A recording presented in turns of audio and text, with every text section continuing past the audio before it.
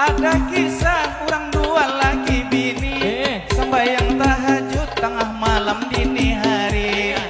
Jadi imam di muka nang laki langsung membaca surah seorang diri. Rakaat pertama itu aman sekali, rakaat kedua bingunglah nang bini. Waktu sujud inya lawas sekali, ujar nang bini banyak permintaan lagi. Sudah 5 menit jar ulang panas dahi. Kenapa nang laki kada bangkit lagi?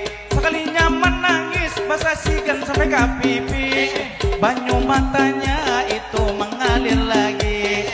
Ujar nang bini lakiku sadar sekali, karena ingat inya awan mati. Karena kalawasan babatal nang bini, sekali diitihi lain maksud hati.